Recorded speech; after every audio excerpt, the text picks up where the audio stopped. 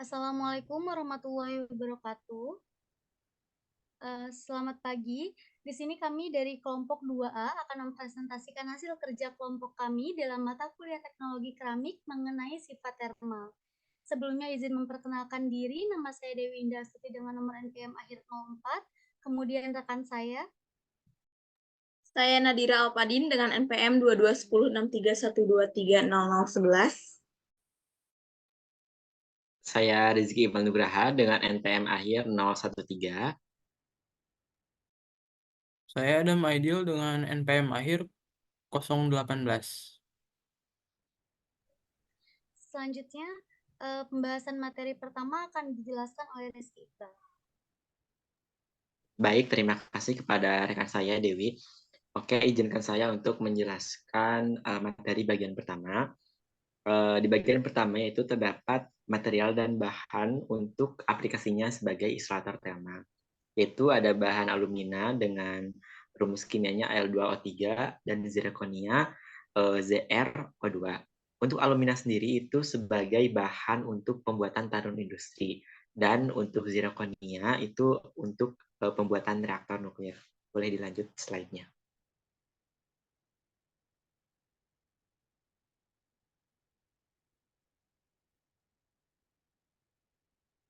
Nah, di sini terdapat sifat termal dari alumina dan zirconia. Untuk yang alumina, yaitu sifat termalnya memiliki titik lebur dan titik didihnya itu 2000 derajat Celcius dan 2977 derajat Celcius. Koefisien ekspansi yaitu 81 M per M derajat Celcius. Konduktivitas termalnya 455,11 watt per meter derajat Celcius, dan ketahanan guncangan termalnya yaitu 250 perubahan suhu. Dan zirconia memiliki sifat termal, yaitu titik lebur dan titik didihnya 1855 derajat Celcius dan 4409 derajat Celcius. Koefisien ekspansinya yaitu 11 kali 10 pangkat min 6 meter per meter derajat Celcius. Konduktivitas termal 3 watt per meter Kelvin, dan ketahanan guncangan termalnya yaitu 1000 perubahan suhu. Boleh dilanjut?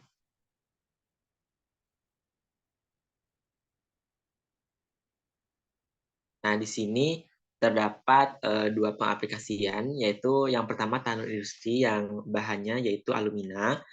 Tanur industri sendiri merupakan alat pemanas yang digunakan dalam proses industri untuk memanaskan bahan mentah atau campuran, gitu ya. Nah, selanjutnya reaktor nuklir. Reaktor nuklir itu merupakan perangkat yang digunakan untuk menghasilkan energi dengan memanfaatkan reaksi nuklir. Energi yang dihasilkan dari reaksi nuklir biasanya digunakan untuk menghasilkan listrik dan energi lainnya. Selanjutnya akan dijelaskan oleh rekan saya.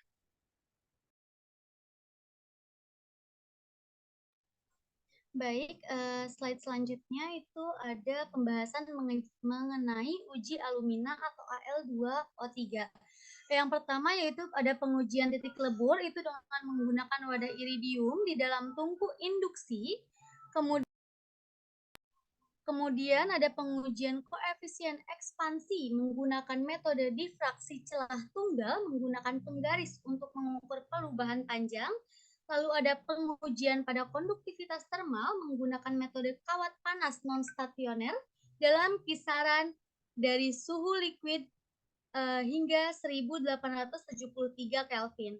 Kemudian ada pengujian ketahanan guncangan termal menggunakan alat dilatometer termal atau perangkat yang digunakan untuk mengukur perubahan dimensi bahan sebagai fungsi dari perubahan suhu. Slide selanjutnya.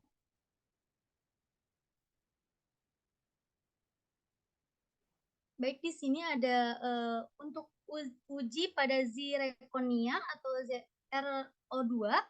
Yang pertama itu ada pengujian titik lebur menggunakan metode seperti dilatometri atau termografi diferensial.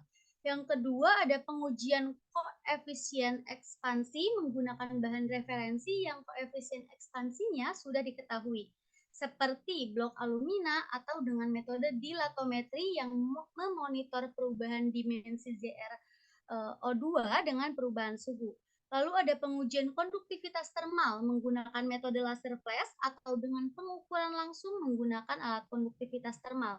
Yang terakhir ada pengujian ketahanan guncangan termal, itu menggunakan metode siklus panas dingin yang memaparkan material pada perubahan suhu ekstrem secara berulang.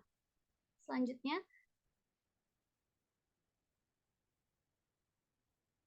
nah ini ada video yang kami sematkan di PPT kami untuk teman-teman simak. Silahkan disimak terlebih dahulu.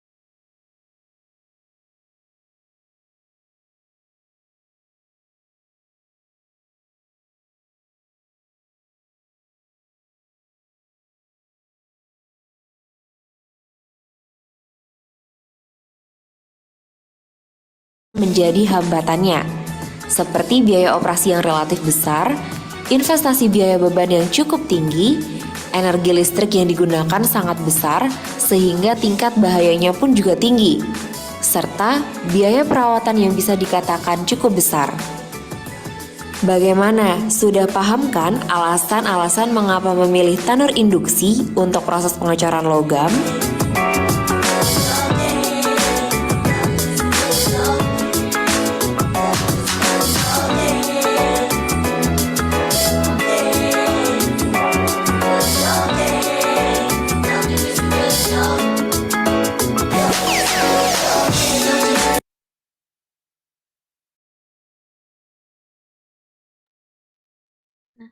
Video tersebut merupakan video cuplikan sedikit mengenai tanur industri.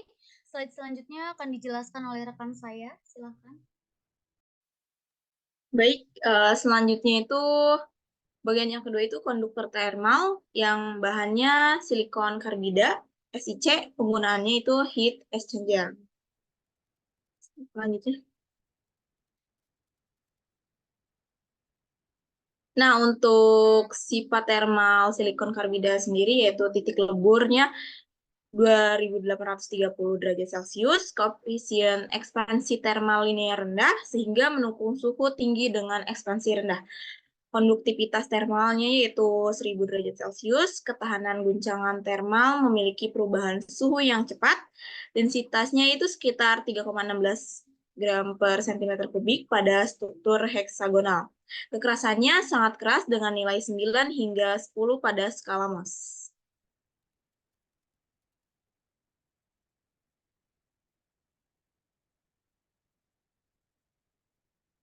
Untuk pengaplikasiannya itu heat exchanger yaitu suatu alat perpindahan panas baik sebagai pemanas ataupun pendingin.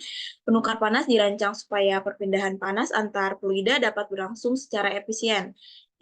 Heat exchanger sendiri itu memakai material silikon karbida SiC. Konduktivitasnya yang baik sebagai konduktor menjadikannya bahan material heat exchanger yang menghasilkan perpindahan panas efisien dan tahan terhadap kejutan termal. Selanjutnya akan dijelaskan oleh rekan saya.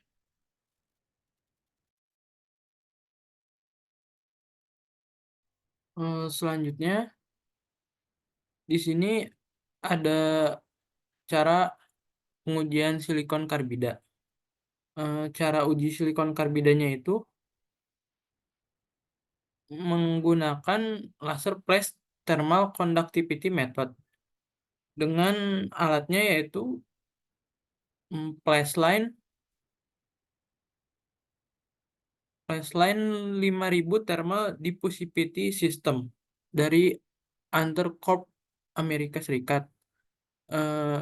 Hasil dari metode ini hasilnya berupa nilai difusivitas thermal, yaitu alfa. Kemudian nilai alfa ini dimasukkan ke konduktivitas thermal, yaitu K, sama dengan massa jenis silikon karbida dikali kapasitas panas silikon karbida dikali hasil difusivitas thermalnya. Adapun ini alat instrumentasinya, bisa dilihat alat dan proses bagian instrumentasinya lebih lanjut di link YouTube ini. Adapun nilai konduktivitas thermal heat exchanger dari material SiC itu berupa dua merek. Ada yang dari Kyocera SC1000 dengan nilai konduktivitas thermalnya sebesar 200 W per M kali K. Yang selanjutnya ada GAB Neumann Korasik SR dengan nilai konduktivitas thermal 130 W per M kali K. Adapun faktor-faktor yang mempengaruhi mengapa nilai konduktivitas thermalnya bisa berbeda, yaitu yang pertama ada porositas internal atau internal porosity, yang kedua ada batas bulir atau grain boundaries, yang ketiga ada pengotor atau impurity.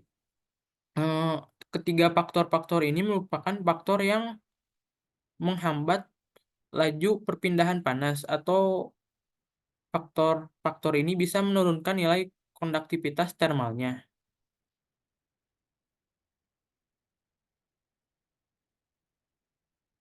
Sekian presentasi dari kelompok kami. Bila ada salah kata, mohon dimaafkan. Wassalamualaikum warahmatullahi wabarakatuh.